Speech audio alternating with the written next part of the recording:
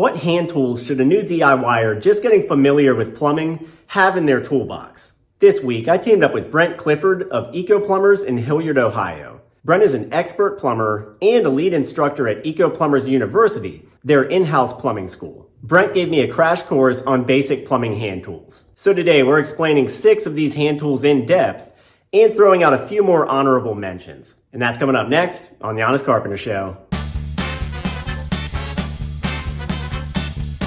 All right, we're gonna start with some really basic ones, but I'll probably mention a few things that you didn't know about these tools, so pay close attention.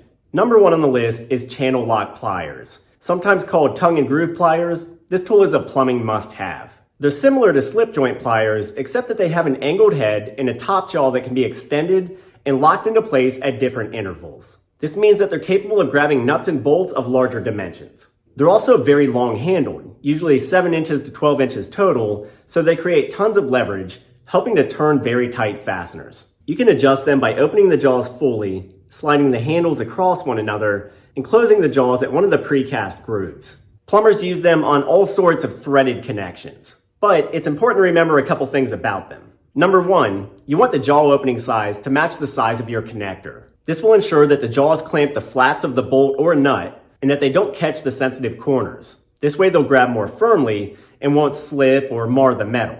And number 2, the pliers have directional teeth. If you look closely at the jaws, you'll see that the little teeth are actually angled. The top jaw is back slanted and the bottom jaw is forward slanted. This means that you're supposed to use the tool against the direction of the teeth. This way, they'll bite the material and grip harder.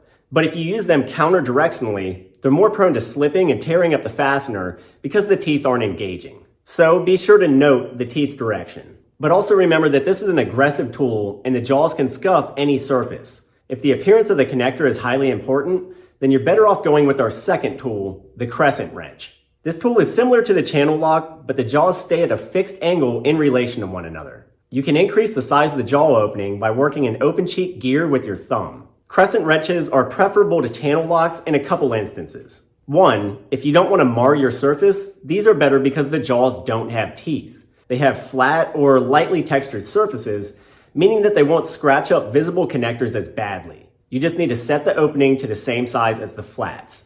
And 2, they hold a fixed position much better. So if you're turning a lot of connectors of the same size, it's easy to go from one to the other without manipulating the jaws. Brent uses this Raptor set because it's thin, sturdy, and the jaws open to a wider margin. I'll link some similar ones below if I can find them. Also note that the head is slightly tilted. They're meant to pull towards the bottom jaw, but if you're in a tight spot, they can be flipped to gain a few more degrees of arc, which is very helpful in enclosed spaces. And number 3 on our list is a set of SAE Allen keys, also called hex keys or hex wrenches. These are necessary for plumbing applications because many pieces of hardware in plumbing use hex fasteners. Brent keeps this good long-handled set, which is perfect for approaching the various set screws and machine screws that hold hardware in place. Both commercial and residential fixtures employ a lot of hex fasteners, and Allen keys are often the best option for getting at them. They can't be overlooked.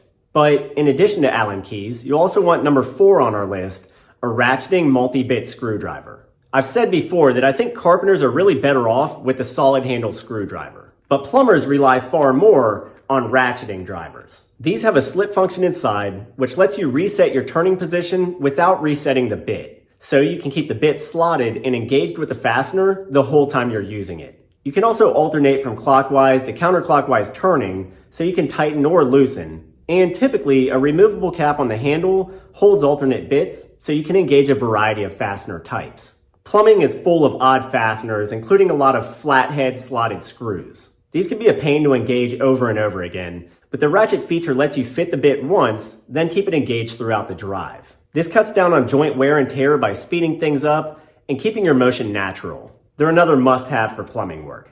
And moving on to some of our most basic cutting tools, we come to number 5, a tubing cutter. Residential plumbing contains a lot of PVC drain lines, and you need a fast way to cut these pieces of tubing. That's where our scoring cutters come in. Brent likes this plastic set from Ridgid because it not only cuts its PVC tubing, it also bevels the end and deburrs it as well, which results in a very clean cut that's ready to fit without having to introduce a deburring tool. To operate it, you just depress the trigger on the handle and feed the pipe into the opening. When the handle is released, the tool engages a cutting tooth or wheel at the center seam of the body.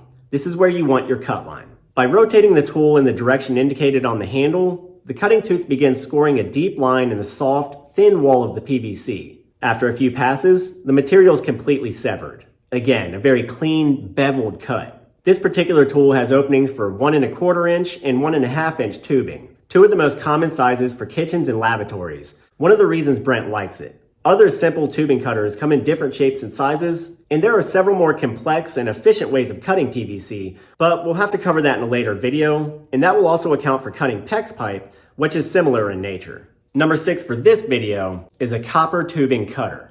Copper supply lines are also seen in many houses in the US, and if you have it, you'll need a method for cutting it. Brent recommends these simple dial-shaped cutters. They're great to use in tight spaces, and they work similarly to the PVC cutter. They come in 3/4 inch and 1/2 inch diameters, the most common residential supply line sizes. And some, like this Ridgid, are multi-cut, so they can be toggled between the two. To operate them, you just snap them into place, and a spring load on the tooth prevents them from falling off or moving. Once again, the center line of the tool body represents the cut line, and an arrow indicates the desired rotational direction. So, as you rotate, the spring applies the pressure to the cutting wheel. With each pass, you can see it scoring the soft copper. It's also incrementally beveling both ends of the cut as it turns. Eventually, the pieces snap apart from the scoring, and you have two nearly perfect ends. They'll just have to be deburred before they're installed to cut down on turbulence in the pipe. And we'll actually have a video later on soldering copper pipes for installation, or using shark bite connections. But those are 6 of our main essential plumbing hand tools. And now I'll quickly go through several honorable mentions as well.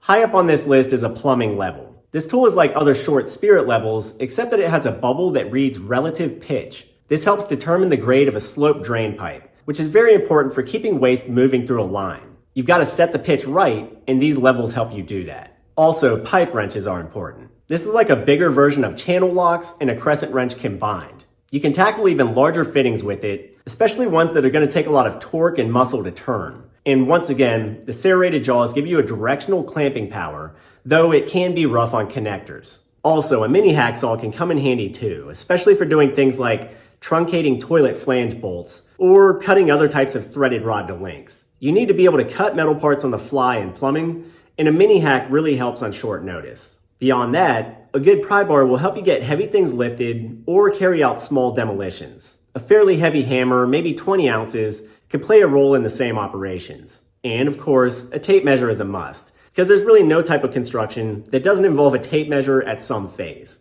So that's a roundup of your basic plumbing hand tools. None of these tools really cost much over $30 if you look around. I'll link some below with good quality reviews.